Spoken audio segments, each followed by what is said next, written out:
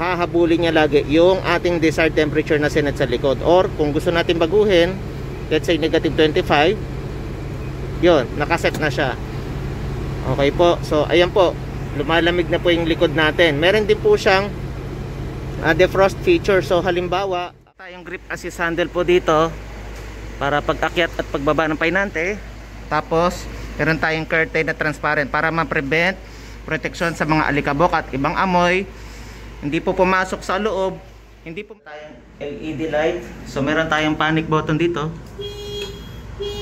Kung halimbawa ma-stack up yung atipay natin sa loob, meron tayong emergency button para makakall na attention na mabuksan yung body.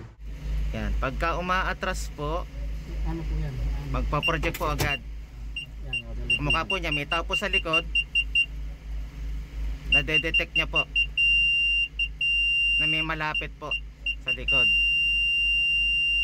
So yung beeping sound po, yun yung alert niya sa driver. So kahit halimbawa wala tayong painante, hindi po tayo mahirapang umatras kasi meron tayong reverse sensor. Ayan, yung mga dumadating nagkakaroon ng reading pati distance. So ayun po,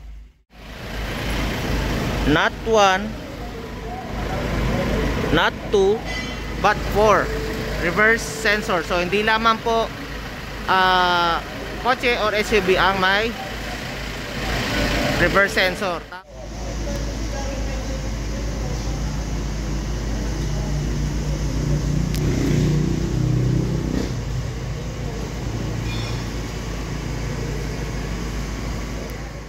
Damage, meron po siyang hook po dito sa gilid.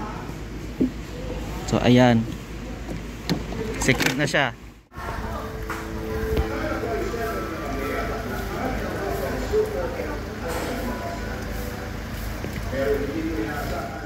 So i-demo ko lang po yung functionality po na refrigeration system po natin dito sa Canter. So ito po, pag pinress po natin yan, so magi-switch on na po yung refrigeration system sa likod. So ang current temperature niya po ngayon is nasa 32.5 yung sa likod.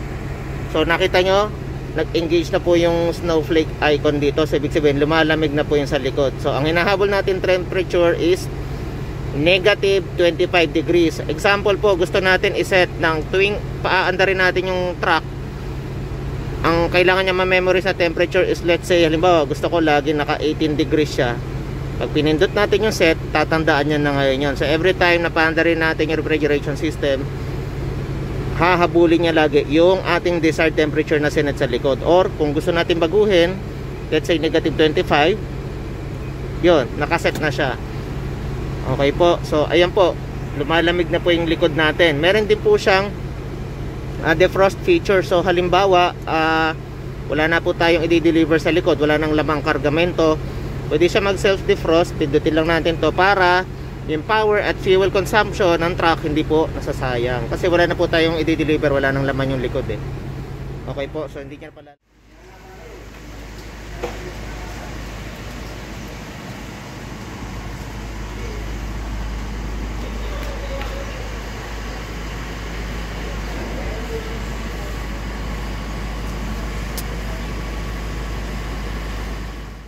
Merong high mounted na body camera.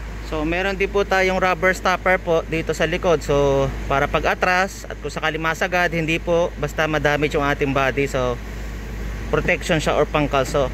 So meron din po dun sa L300 na dinemo ko po nung nakaraan. Ayan. Tapos dito po sa Canter meron din. Meron din tayong tapakan po dito at left and right na grip assist handle sa body po, pag-akyat at pagbaba. Be sure to follow me on my YouTube and Facebook account.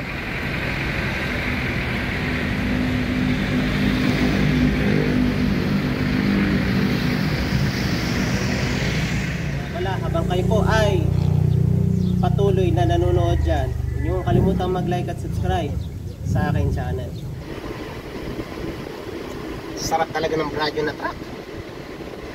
Ayos. Ayos mga ka-in-house.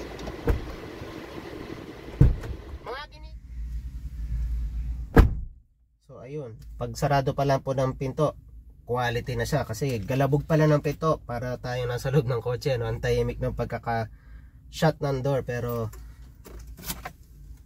nasa loob po tayo ng truck.